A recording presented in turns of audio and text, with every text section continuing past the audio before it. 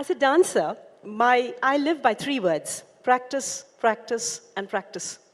And that is how what I dance on stage, that glamour is covers all the sweat backstage. So what is the secret to the brilliance of oratorial skill, sharpness of mind and memory that is Smriti Irani? As far as my oratory skills and comebacks go, I practice a lot on my partner. Here, here. But I think what is also inevitable Yes. is the need to highlight the necessity to read. We have now necessitated in the digital age accumulation of knowledge through devices. But everything that Google has is not sacrosanct. We also need to recognize we have knowledge systems across many dialects of our country. We need to recognize that while I will get much information from the smartphone, there is also a human value to communication. There is also a deep sense, and I think as somebody who has consistently desired to become better, there is a need to ensure that you keep competing with yourself. I do not ever position myself to compete with any other individual. Right. Because that then becomes a standard which is very obvious. Yeah. If I am in a position to do something better, learn something better today, I will look for that opportunity. For instance, my day began with the Indian Publishing Federation. Okay. Now, that is not a part of my administrative ecosystem or my constitutional mandate. It's a different entity altogether in our country, which employs 1.2 million Indians. I'm not the Minister Publishing. However, I'm meeting these people who have spent years dedicating themselves to printing and publishing of books. Yeah. Now, that is the most unnatural thing for me to begin my day with. But there is limitless opportunity to educate oneself. So I think if you keep looking at new avenues of gaining knowledge, you stay razor sharp. You come from 2 very different workplaces. You were at the top of your career, you gave it all up, actually to get onto the shop floor of politics. And obviously, there is a whole lot of learning that you probably bring from the artistic space to the hustle and bustle of politics and governance. Well, I must here give a very humble disclosure. Even when I was in the media, I was mostly a union leader. So I've had the privilege of serving in the Writers' Federation. The camera people that you see behind, we are called the Allied Workers Union. So I was a part of their union as well. The Jimmy Jip that you see, I was a part of their union as well. I was a production union person as well. So yes, my union buzzy and activism was also So you brought reflected behind the camera as I cried my way to the bank. As women in leadership, and literally you at the top of that center and owning that space, it's often that eyes and knives are pointed at us. I'm sure we all know how you deal with it in an extraordinary way. What is your advice to youngsters entering the leadership space? And of course, these eyes and knives, I'm sure it bothers you. And I'm sure you have a huge family. Nothing bothers me. It doesn't? You can't be in the public space. Yes. And hope to be protected. You are to be morally, ethically lynched. If you're a female who has made a considerable political impact, and especially if you're one Amethi, you have to be ready to be stripped of all your dignity, because that is the way they hope you defocus from issues. Right, right. And once you understand that strategy, everything else falls in place. Fantastic. So I believe that if somebody wants to come into the public space, there are 2 issues you need to consider before you come in. Don't come in because you have no other career option. Right. India deserves better. Yes. People deserve better. Absolutely. Value why you are coming into politics. Second, which part of politics do you want to be a part of? I began with political activism. I began with social activism. I was the WHO USAID ambassador to India. And as I worked in the field of health across the country, I was just 24 then, I realized till such time I don't become a policy maker, not much will change. Hence, I switched to electoral politics. So one, you need to decide how, where would you like to contribute. Two, you need to decide how long would you like to contribute. Prime Minister Modi has emphasized on the need for women-led development. This is a little long question, multiple questions actually. A little elaboration on that if you can, if you may. And any resistance to this idea from the other half of the population? No. I'm very grateful, one, that the very phrase women-led development is a tectonic shift, Yes. not only in narrative, but also perception. Women in our country were always looked upon as beneficiaries, Yes. waiting to be rescued. Someone or the other in politics would talk about how हमको औरतों के लिए ये करना है. For the first time in Indian politics, we have now a prime minister who says, देश के लिए अगर कुछ करना है, तो औरतों का सहारा ज़रूरी है. बिल्कुल. And women-led development quantifies the monetary impact women have in our country. Yes. For instance, 110 million toilets built. The government, which was Congress-led in the year 2005-06, if you look at the National Family Health Survey 3, they knew in 2005-06 that women are getting raped when they go out to defecate in the open.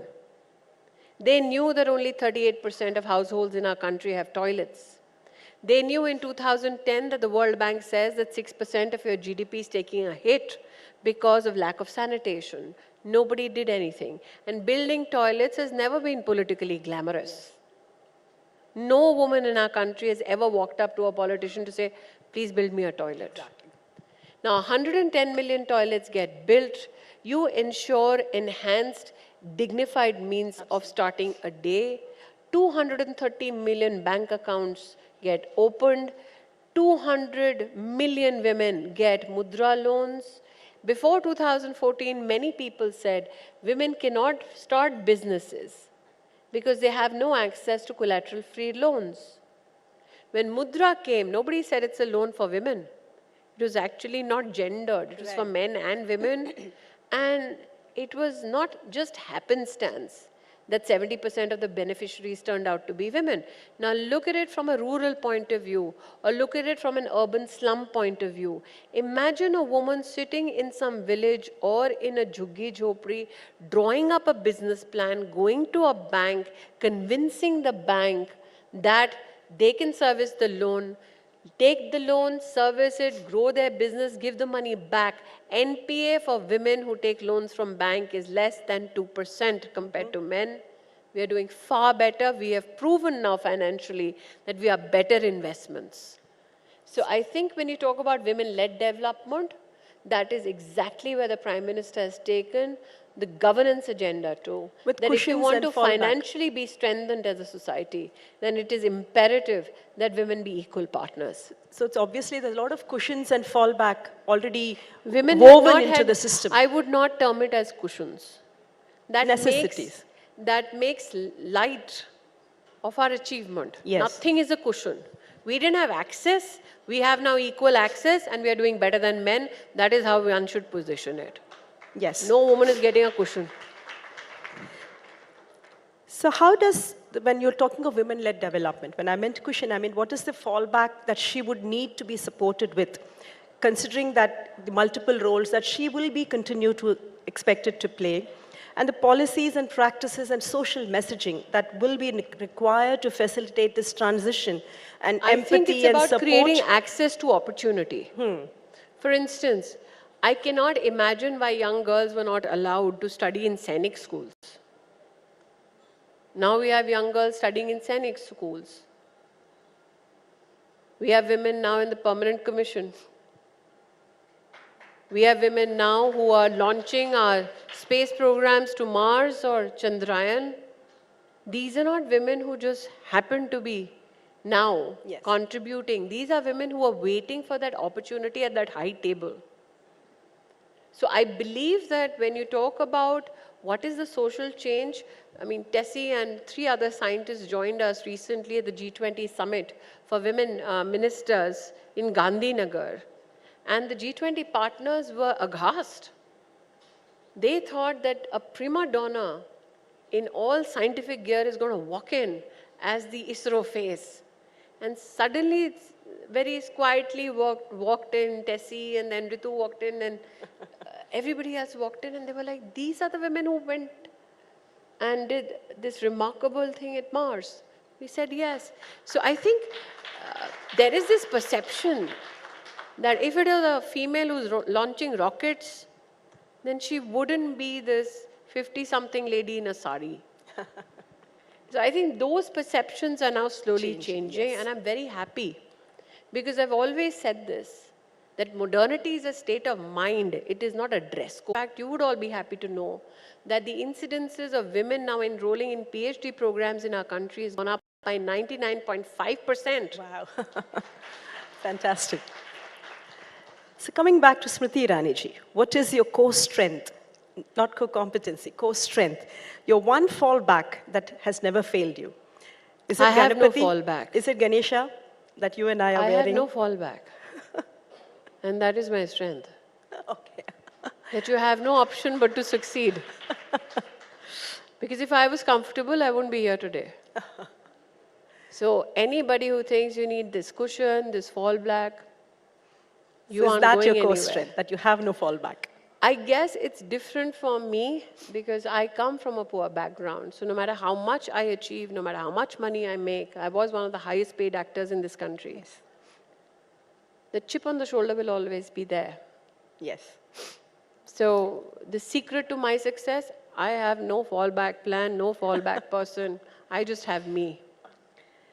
As India enters a revolutionary phase of women-led development and onward in her march towards a century of independent India, what would be the 3 brief, most important advice you would give the young? I began again, nobody takes advice, especially young women. I will only have a request. Okay. As has been enunciated by the Honorable Prime Minister yesterday. We are at a time in our country's history where we can catapult to new achievements in new areas for a greater good. Wonderful.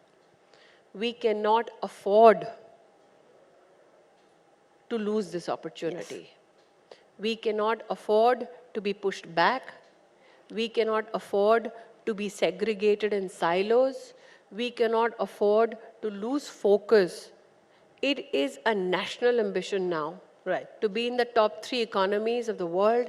It is a national ambition now to ensure that per capita income increases. It is a national ambition now to ensure that in green hydrogen, in artificial intelligence, in reading, writing, we become one of the most sought after societies in the world. Fantastic. And this is the time to ensure that we as women ensure that that national ambition for a global good is recognized.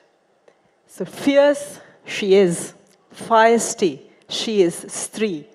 Fiery, Shakti. Fearless, Smriti Irani. Ladies and gentlemen, put your hands together for the one and only Smriti Irani. Ladies and gentlemen, put your hands together for Smriti Irani ji and also Ananda Shankar Jain ji. And if I may have the honor of presenting something to both our guests, some role that he can play today, right, on Shri Shakti. Ma'am, this is for you. Thank you so much. Thank you. And this